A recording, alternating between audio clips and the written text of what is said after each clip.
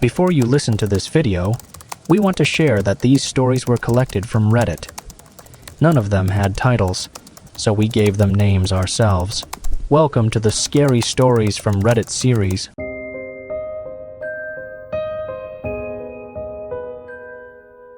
The Story 1. The Lurking Silence of the Eastern State. From account, Philly Dark Tales. You ever heard of the Eastern State Penitentiary in Philadelphia? They say the walls remember everything? It was the fall of 2016, and I had just moved to Philadelphia for a new job. I was still getting to know the city and its quirks when I stumbled upon the Eastern State Penitentiary during a casual walk. There it stood, an ominous fortress right in the middle of the city, surrounded by a crumbling stone wall that looked like it could keep the devil himself locked inside. The old prison had been turned into a museum, and they were doing their annual haunted attraction for Halloween. I had seen the flyers everywhere. Terror behind the walls. But it wasn't the tourist attraction that caught my eye. No, it was the history. The stories of what had happened behind those cold gray walls. I'm not usually one for ghost stories, but something about Eastern State drew me in. Maybe it was the architecture, the way the towers seemed to loom over you, or maybe it was the stories of the prisoners who had been kept in solitary confinement for years. Either way, I decided to take one of their daytime tours to see if the place was as eerie in the daylight as everyone said. The day I went was overcast, with a chill in the air that made it feel more like winter than fall. As I walked up to the entrance, I could feel a strange pressure, like the air was denser around the building. The tour group was small, just a few other people and a guide who looked like he'd seen his fair share of weird things in this place.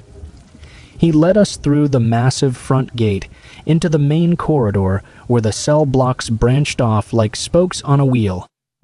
Eastern State was built in 1829, the guide explained. It was the first prison to introduce solitary confinement as a form of rehabilitation. Inmates were kept in their cells for 23 hours a day, with no human contact. He paused, letting that sink in. The idea was that isolation would give them time to reflect on their crimes and reform. I looked down the long, narrow corridors, each one lined with rows of tiny cells. The doors had small, square hatches just big enough to slide a tray of food through. The guide led us to one of the cells and gestured for us to step inside. I hesitated for a moment before ducking through the low doorway.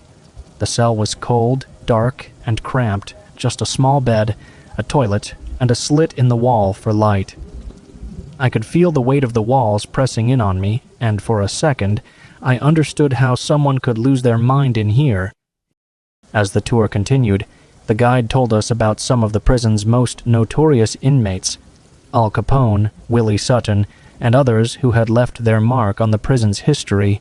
He also mentioned the countless stories of hauntings, of shadowy figures seen in the corridors and whispers heard in empty cells. I tried to brush it off, but there was something about the way he spoke that made it hard to ignore, like he knew more than he was letting on. When the tour ended, I found myself lingering, not quite ready to leave. The group was heading back toward the entrance, but I stayed behind, wandering through the corridors on my own. It was quiet now, the only sound the distant echo of footsteps on the stone floor. I turned a corner and found myself in cell block 12, one of the most notoriously haunted parts of the prison. The air was colder here, the light dimmer. I could feel my heart rate quicken, a mixture of fear and curiosity urging me forward. The cells in this block were in worse shape than the others.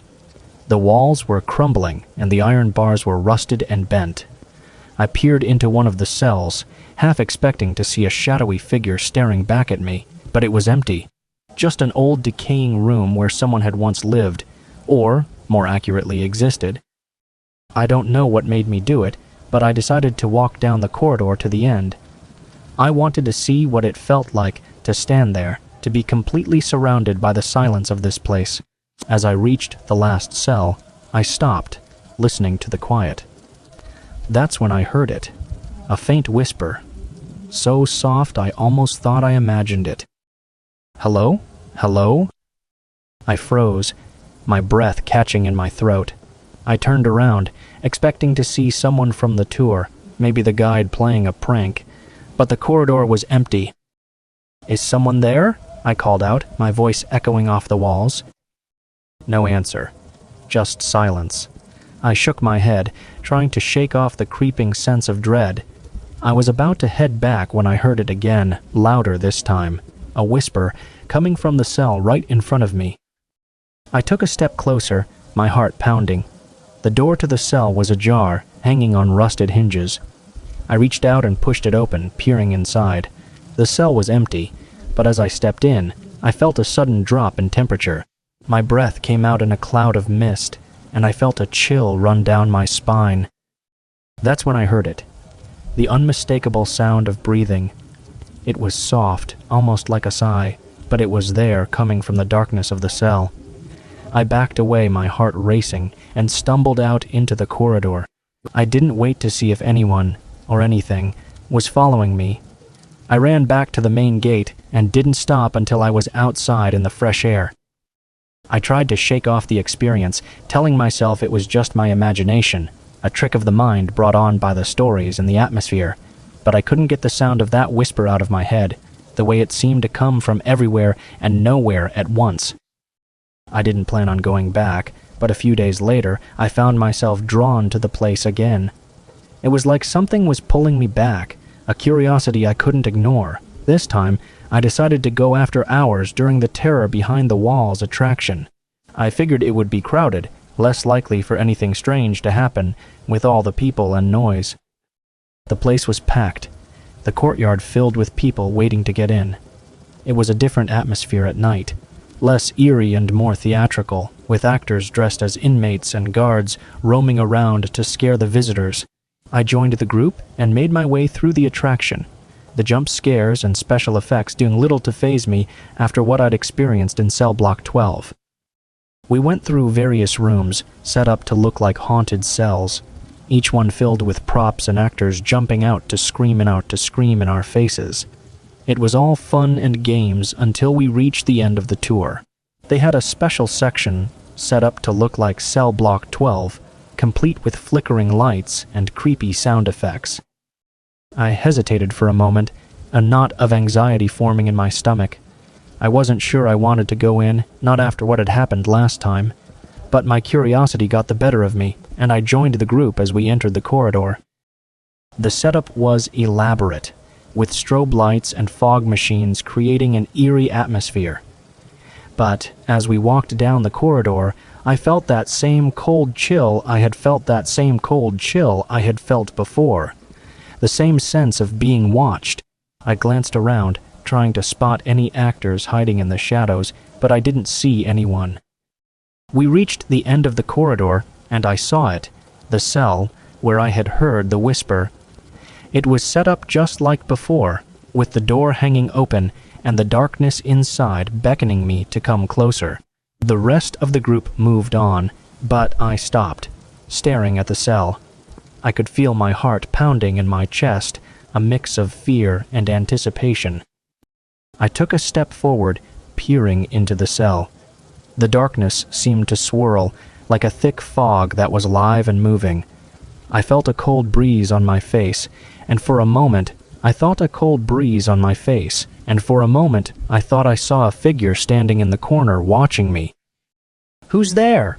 I whispered, my voice trembling. There was no answer, but I felt a presence, something cold and dark that seemed to be reaching out to me. I took a step back, my instincts screaming at me to run. But then I heard it again, the whisper clearer this time, like a voice speaking directly into my ear. "Get out." The words sent a jolt of terror through me, and I stumbled backward, tripping over my own feet. I turned and ran, pushing past the rest of the group and bolting out of the building. I didn't stop until I was outside, gasping for breath and shaking with fear. I never went back to Eastern State after that. Whatever I had experienced in that cell was not something I wanted to encounter again. I tried to forget about it, to put it out of my mind and move on with my life. But every now and then, in the quiet of the night, I would hear that whisper again, like a faint echo in the back of my mind. I don't know what I heard in that cell, or what kind of presence lingers in the walls of Eastern State. Maybe it was the ghost of an inmate, or maybe it was the ghost of an inmate, or maybe it was something darker, something that feeds on the fear of those who dare to venture into its domain. All I know is that some places are haunted, not by ghosts, but by the memories of what happened there. And sometimes, those memories are more terrifying than any spirit. Eastern State Penitentiary is one of those places, a place where the past refuses to stay buried. And if you ever find yourself walking through its halls, listen closely. You might hear the whispers of those who came before you, trapped in the silence of those cold gray walls.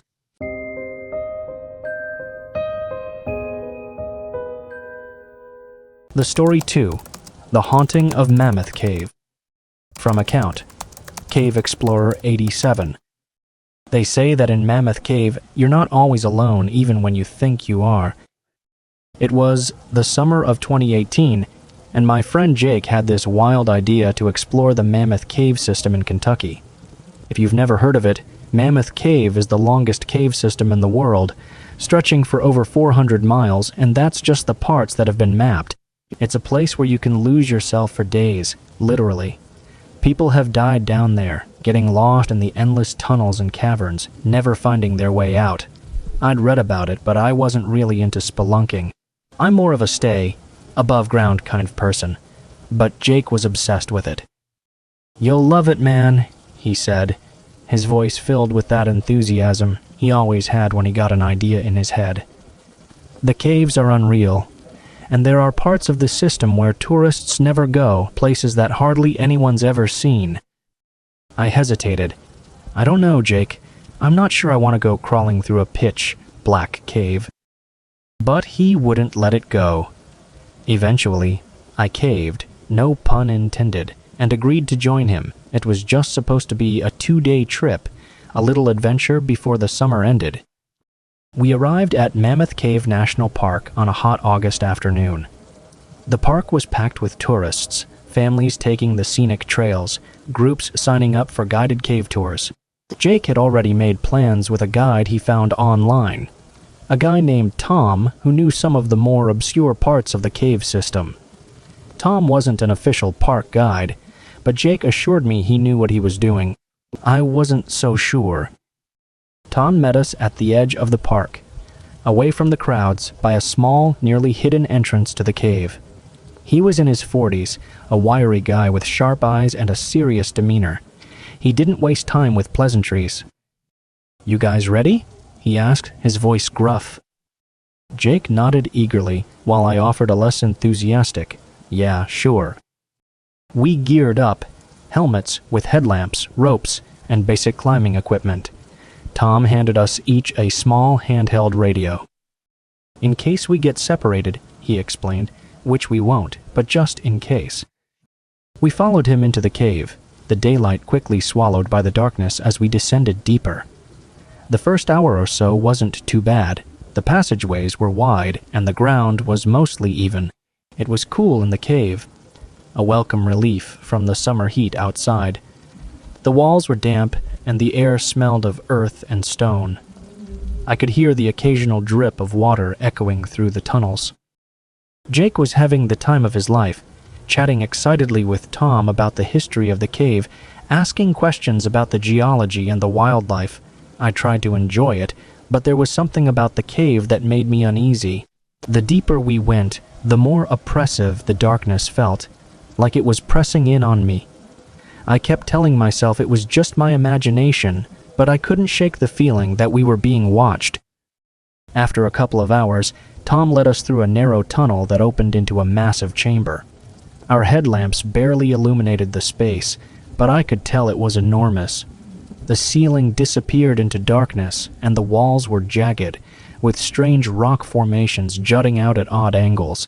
It was eerily quiet, the kind of silence that makes your ears ring. "We're off the map now," Tom said, his voice echoing through the chamber. "This part of the cave isn't open to the public." Hardly anyone's ever been down here. Jake's eyes lit up. "This is incredible," he whispered. I felt a chill run down my spine. "Are we supposed to be down here?" Tom shrugged. "As long as we're careful. Stay close and don't wander off."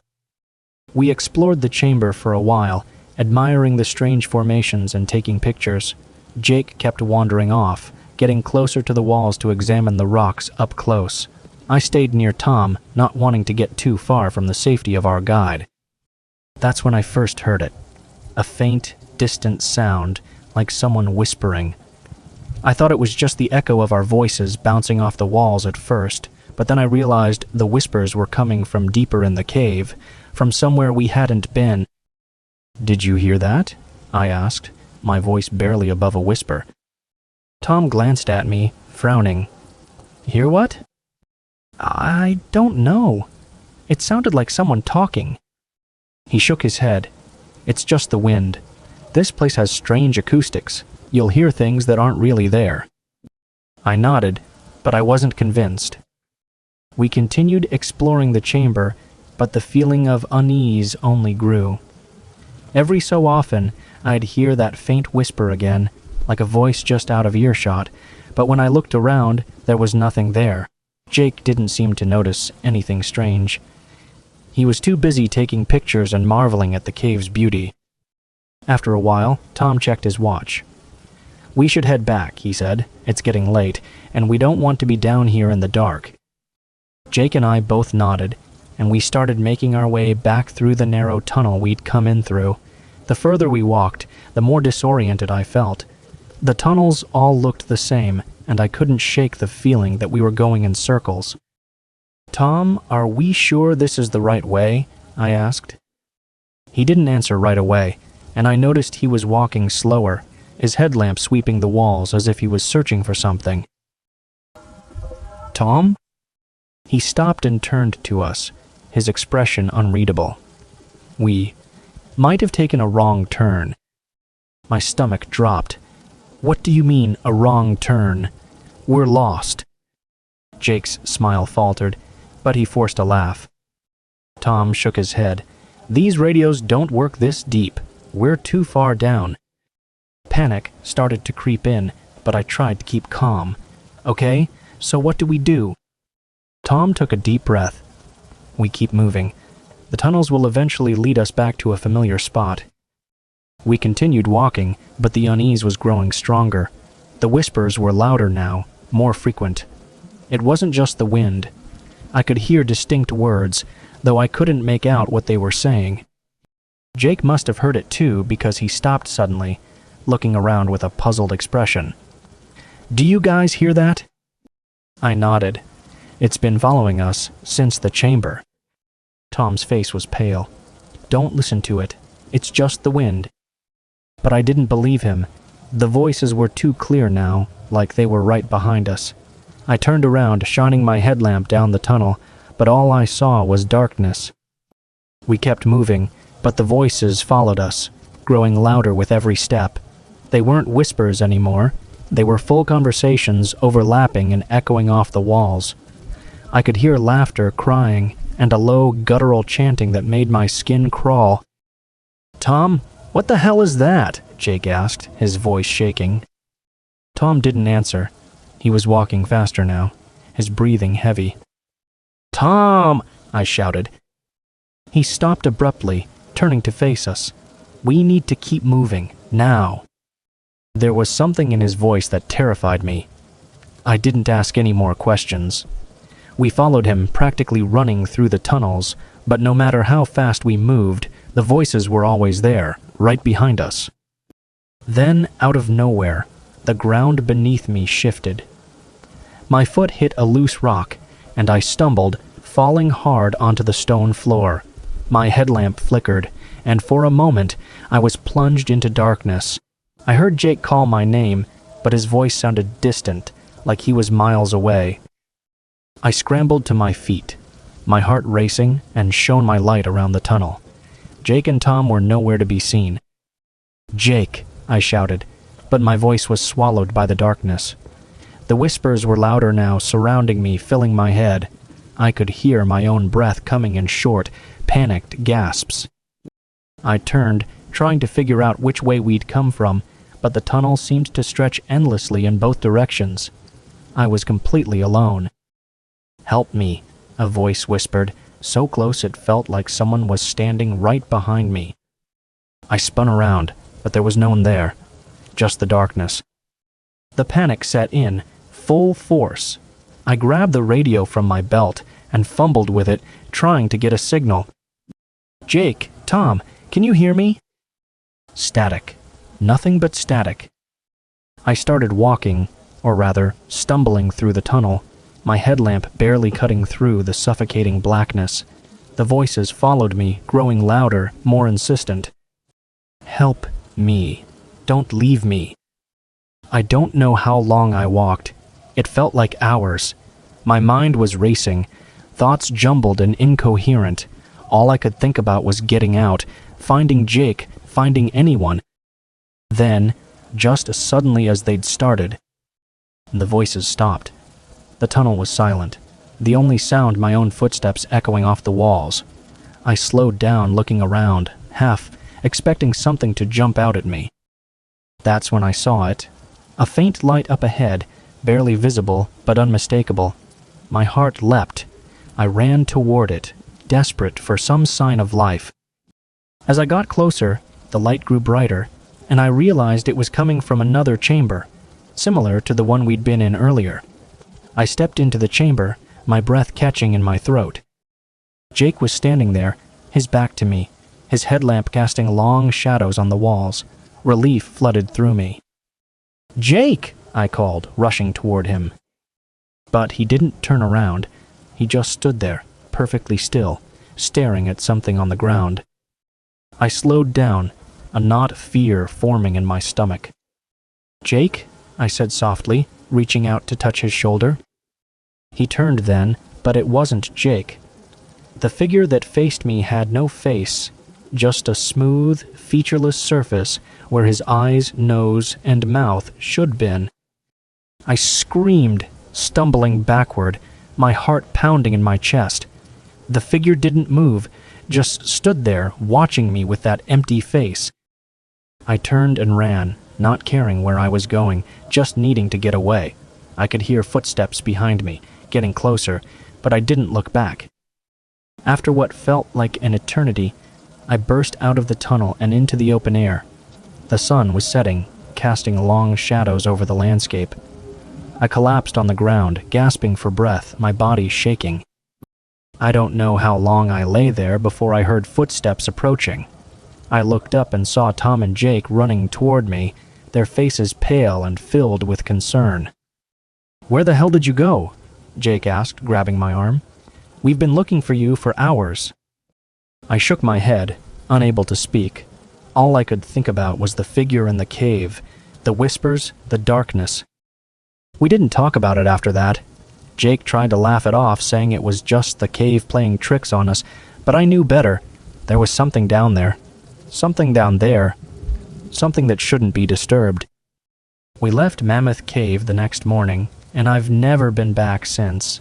But sometimes, late at night, I'll hear a whisper, soft and distant, like a voice calling from the darkness. And I wonder if it's still down there, waiting.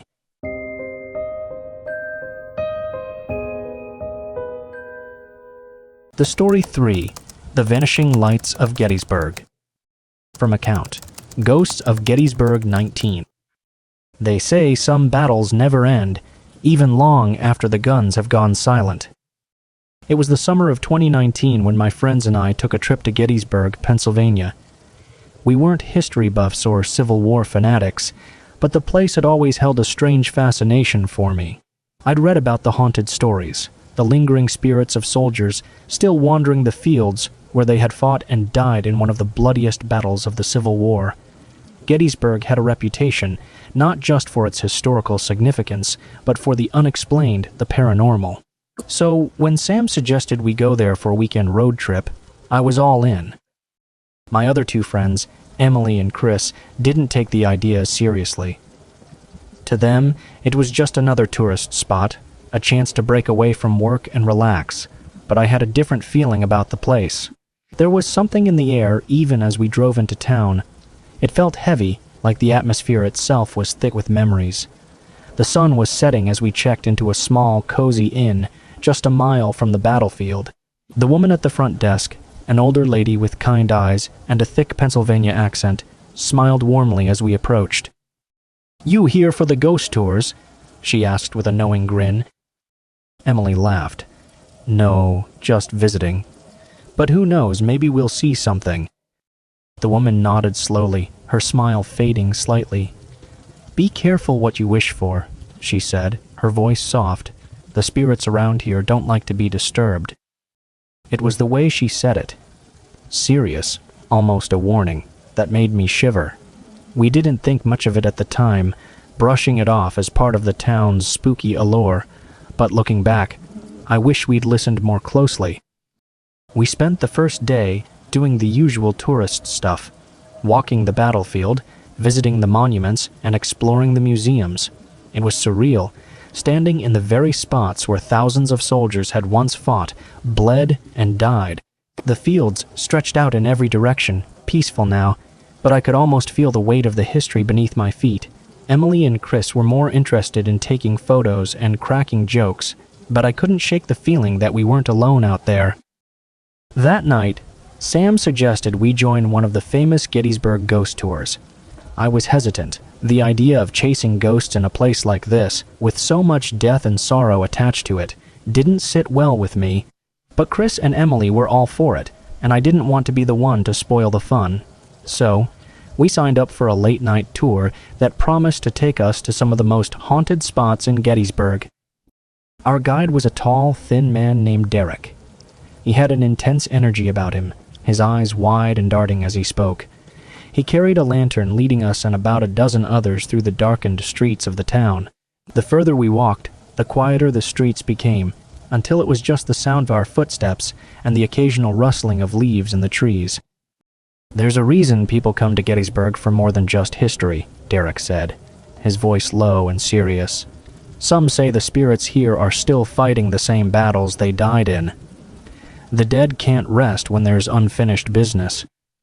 He led us to several spots around town, the Jenny Wade house, where the only civilian casualty of the battle had died, and the Farnsworth house, where Confederate sharpshooters had once hidden. Both places had their own eerie stories, and while I could feel the weight of the history, nothing unusual happened. That was until we reached the field. Derek brought us to a quiet spot just on the outskirts of the battlefield, a place where no monument stood, no plaques to mark the dead, just an open, empty field that stretched out under the moonlight.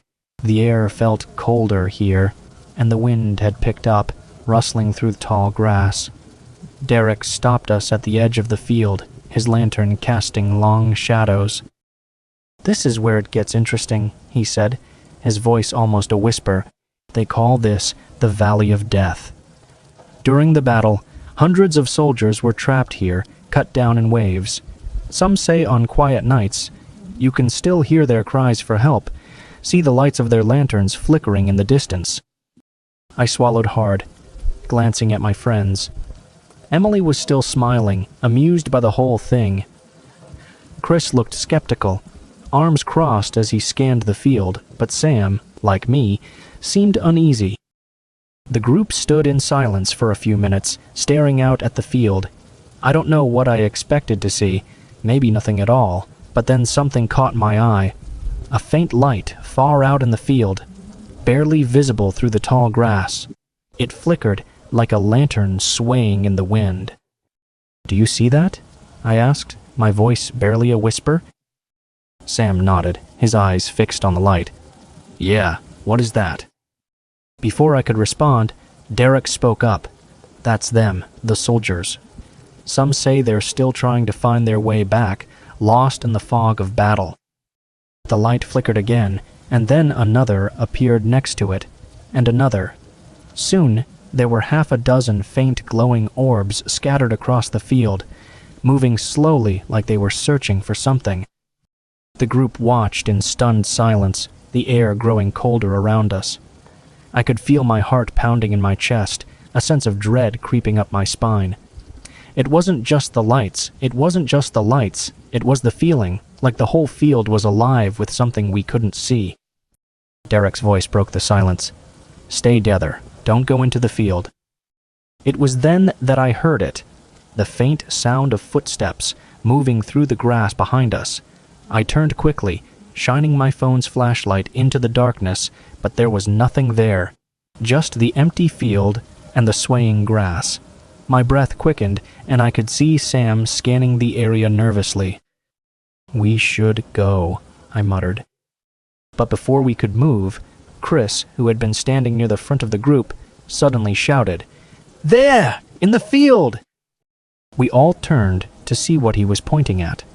A figure, dark and shadowy, was moving between the lights. It was hard to make out any details, but it looked like a man, tall, with broad shoulders, walking slowly through the grass. He didn't have a lantern, but the lights seemed to follow him, swirling around as if drawn to his presence. "Derek, what the hell is that?"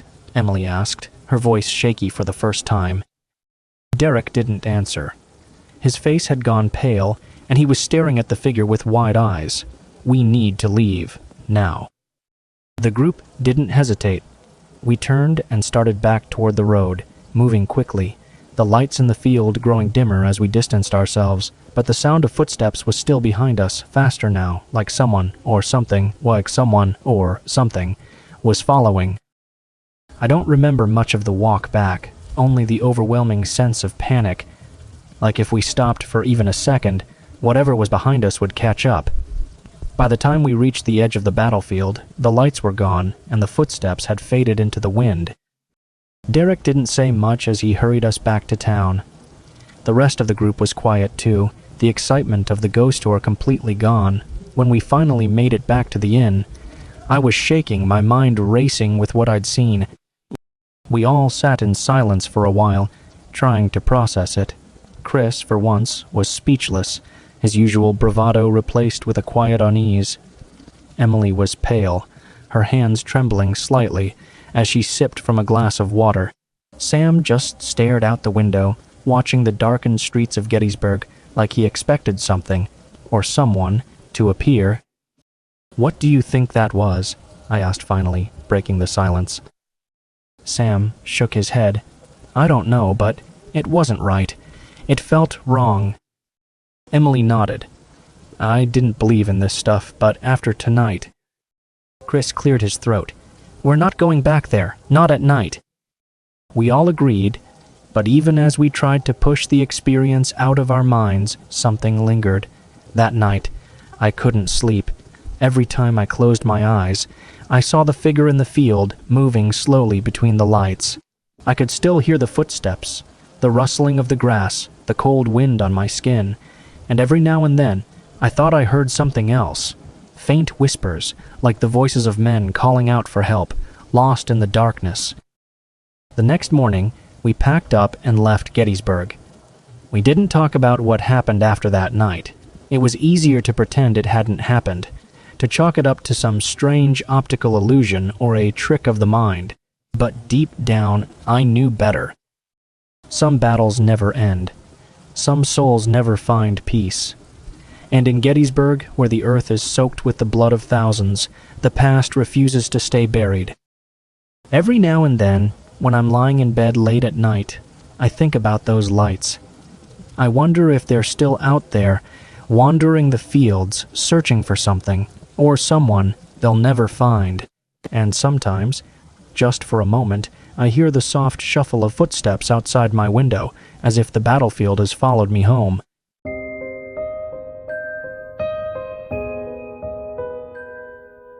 The Story 4, The Silent Drums of Roanoke.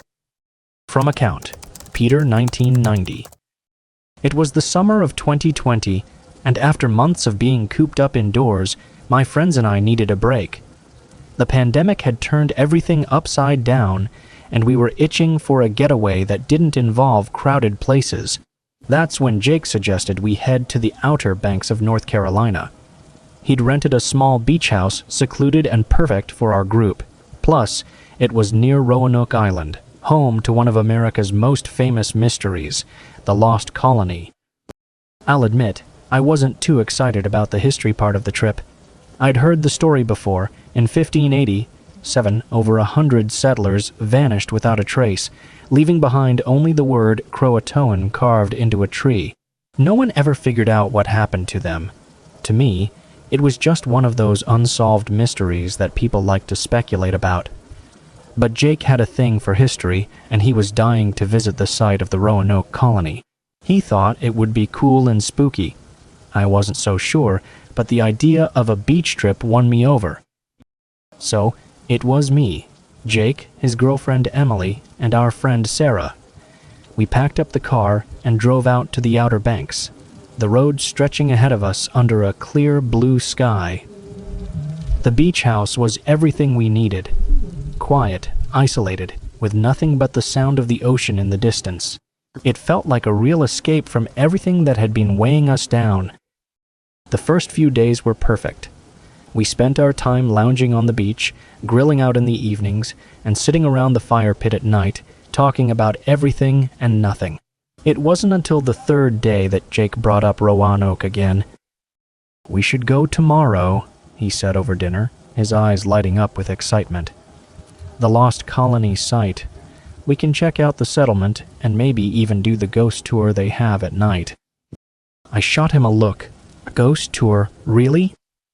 Jake shrugged. "It'll be fun. Come on, when else are we going to be this close to something like that?"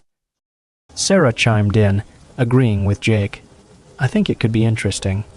Plus, it's better than sitting around here doing the same thing." Emily wasn't thrilled either, but she went along with it. "Fine. But if I see even one tourist dressed like a fake pilgrim, I'm out." The next morning, we set off for Roanoke Island. The drive was short, and as we got closer, the scenery shifted from beachy dunes to thick, dark forests. There was something almost suffocating about the woods, the way the trees seemed to loom over the narrow road. I could see why the settlers might felt trapped here, isolated from the rest of the world. We reached the site of the Roanoke settlement around midday. It wasn't much, just a replica of the fort and some markers where the original buildings had stood. There were a few other tourists, but the place had an eerie, abandoned feel to it, almost like time had forgotten it. Even the air felt still, like we were standing in a place caught between two worlds. As we walked around, Jake played tour guide, rattling off facts about the colony and the theories of what might have happened. Emily and Sarah listened politely, but I could tell they were more interested in leaving than exploring. "Maybe they all just left," Emily said at one point, clearly bored. "Joined the Native Americans or whatever. End of story." Jake shook his head. "But why didn't they leave any signs of where they went? Why carve Croatoan and then just vanish? There's more to it than that." We spent the afternoon wandering the site, but nothing out of the ordinary happened. No ghostly apparitions, no sudden chills. I was starting to think the whole thing was a waste of time when Sarah mentioned the ghost tour again. "It starts at sunset," she said, looking at the pamphlet she grabbed. "We could check it out, see if it lives up to the hype." Jake was all in, of course, and despite my reservations, I found myself agreeing. There was something about the fading daylight, the way the shadows stretched across the ground, that made me curious. The place felt different as the sun dipped lower, like the past was creeping back in. The tour started just after dark. Our guide was a woman named Maggie, with long dark hair and a calm, almost soothing voice. She led us through the replica settlement, recounting the story of the lost colony, but with a focus on the strange occurrences reported over the years. Voices in the woods, lights flickering in the trees, the sound of drums beating in the trees, the sound of drums beating in the night. "They say you can hear them if you're quiet enough," Maggie said, her voice low. "The sound of drums, faint at first, but growing louder as the night deepens. Some believe it's the spirits of the settlers, still searching for a way home. Others think it's something else, something older, something that was here long before the colony." I could feel the hair on the back of my neck stand up. There was a weight to her words, like she wasn't just telling a story for tourists, but warning us about something real. The tour ended at a small clearing near the woods, just outside the boundaries of the original settlement. Maggie pointed to a tree at the edge of the clearing, its bark weathered and cracked. "That's where they found it," she said softly, the word Croatoan carved deep into the wood. We all stood there, staring at the tree. I couldn't explain it, but something about the place felt wrong. The air was heavy, thick with a sense of unease, like we were being watched. "Can we go now?" Emily whispered, shifting uncomfortably. Jake, for once, was quiet, his eyes fixed on the tree. "Yeah," he muttered. We walked back to the car in silence, the mood somber. Even Jake seemed rattled, his usual excitement dimmed. I couldn't shake the feeling that we'd overstayed our welcome, that we'd crossed some invisible line we shouldn't have. That night, back at the beach house, the atmosphere was tense. We sat around the fire pit, but no one was in the mood to talk. The wind had picked up, howling through the dunes, and the waves crashed against the shore with a fury I hadn't noticed before. It was like the whole island was restless. After a while, Sarah spoke up. "Did anyone hear those drums?" We all turned to her, confused. "Drums?" I asked. She nodded, her face pale in the firelight. "When we were by that tree. I heard them, faint at first, but then—" Jake shook his head. It was probably just the wind or something. But I saw the way his eyes darted to the dark woods behind us, like he wasn't entirely sure. That night, I couldn't sleep. The sound of the wind outside was relentless, and every time I closed my eyes, I thought I could hear something else, a rhythmic thumping, like the beat of distant drums. It was soft, almost imperceptible, but it was there, just beneath the sound of the waves. I got up around 2 a.m., unable to shake the feeling of being watched. I walked out onto the back deck, looking out at the ocean, but my gaze kept drifting back to the dark line of trees in the distance, where the beach ended and the forest began. There was something out there, I was sure of it. Suddenly, I heard it. A faint, rhythmic drumming carried on the wind. It sent a chill down my spine. I strained to listen, trying to convince myself it was just the sound of the waves or maybe an animal in the woods, but the longer I listened, the more certain I became. It wasn't the wind, it wasn't an animal. It was the drums. I backed away from the deck, my heart pounding in my chest. As I turned to go back inside, I saw a flash of movement out of the corner of my eye. I whipped around, my breath catching in my throat. At the edge of the trees, just barely visible in the darkness, was a figure, tall, shadowy, unmoving. I blinked, and it was gone. I stumbled back inside, locking the door behind me. My mind raced, trying to make sense of what I'd seen. But no matter how hard I tried, I couldn't shake the image of that figure, standing there, watching. The next morning, I told the others about what I'd heard, about what I thought I'd seen. Sarah looked uneasy, and even Jake seemed spooked. We packed up and left the beach house earlier than planned, driving in silence as the island disappeared in the rearview mirror. We didn't talk about the trip much after that. It was easier to pretend nothing had happened, to laugh it off as the result of too many ghost stories and overactive imaginations. But deep down, I knew better. We all did. Something was out there on Roanoke Island. Something that hadn't been there before, or maybe something that had always been there, waiting in the shadows. And sometimes late at night, when the wind is just right, I swear I can still hear it. The drums. Calling.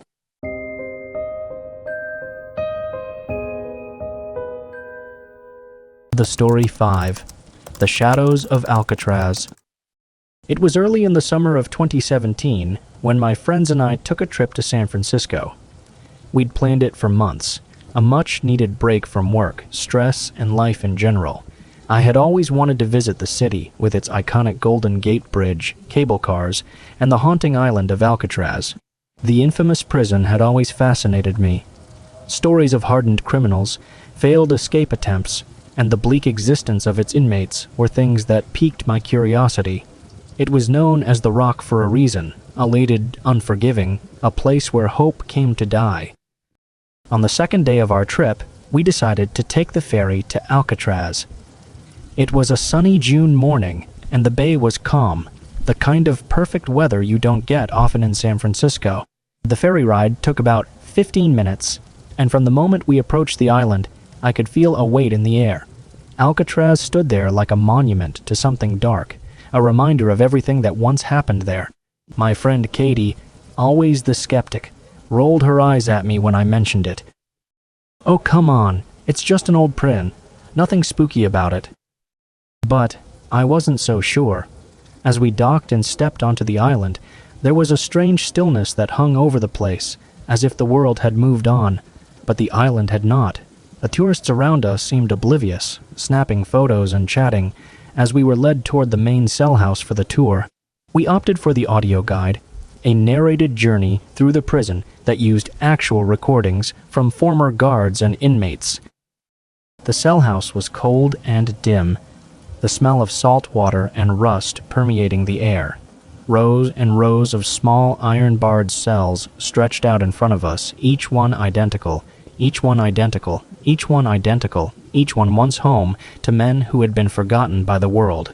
The audio guide explained the history, the riots, the escape attempts, and the day-to-day life of the prisoners. But something about the place didn't sit right with me. It felt alive, like the walls themselves were watching us. Every so often, I'd get the unsettling feeling that someone was standing behind me, but every time I turned, there was nothing. About halfway through the tour, we reached the infamous D block. Solitary confinement. This part of the prison was different. The cells were darker, smaller, and filled with a coldness that seemed to seep into your bones. These were the punishment cells, where the worst of the worst were sent. The guide explained how some prisoners were kept here for days or even weeks in total darkness, with only their thoughts and the distant sounds of the bay for company. Katie and my other friends, Josh and Alex, were fascinated. They took turns stepping into one of the solitary cells, laughing nervously as the iron door creaked shut behind them. But I couldn't do it. I stood back, watching as a feeling of dread grew in the pit of my stomach. Something was off, like the air had grown heavier, thicker. I could feel the walls closing in. "Are you okay?" Josh asked, noticing the look on my face. I nodded, trying to shake the feeling. "Yeah, I don't like this part." He gave me a reassuring smile. "It's just prison, man. No one's here anymore." But even as he said it, I wasn't so sure. We continued the tour, moving through the mess hall, the warden's office, and eventually ending in the prison yard. The sun had started to set, casting long shadows across the cracked concrete. There were fewer people around now, most of the tourists having already made their way back to the ferry. That's when Katie suggested something I immediately regretted. "Let's stay for the night tour." I hesitated. "What? Why?" She grinned. "Come on, don't be a baby. They say it's way cooler at night, spookier." Josh and Alex were on board instantly, and before I knew it, we had tickets for the night tour. A small group of about 20 of us gathered near the entrance to the cell house as the sun dipped below the horizon, casting the island in an eerie twilight. Our new guide, an older man with graying hair and a quiet demeanor, led us back through the cell house, explaining that the night tour covered parts of the prison not shown during the day. "The island has a history," he said, his voice low and serious. "Some say the spirits of the prisoners never left, and if you're quiet enough, you might just hear them." A few people in the group chuckled nervously, but I didn't laugh. Something about the guide's tone made me think he wasn't just playing it up for the tourists. We walked back through D Block, now cast in deep shadows. The cells were darker, more foreboding than they had been in the daylight. I felt that same heaviness again, that sense of being watched. "This part of the tour is optional," the guide said as we stood outside the solitary cells. You're welcome to step inside one of the cells if you'd like, but I'll warn you, some people don't last more than a minute in there. They say the darkness has a way of playing tricks on your mind. Katie was the first to volunteer, of course. She stepped into the cell with a grin on her face, challenging us all to follow her. The guide pulled the door shut, and we waited in silence as she stood in the dark. After a minute, she came out, shaking her head. Not so bad. Kinda creepy, but nothing crazy. Josh and Alex followed suit, each spending a minute or so in the cell before stepping out, their faces a little paler than when they went in. Then it was my turn. I didn't want to do it. Every instinct in my body was telling me to stay out of that cell, but I couldn't be the only one to chicken out. I stepped inside, and the door closed behind me with a heavy clang. The darkness was immediate, absolute.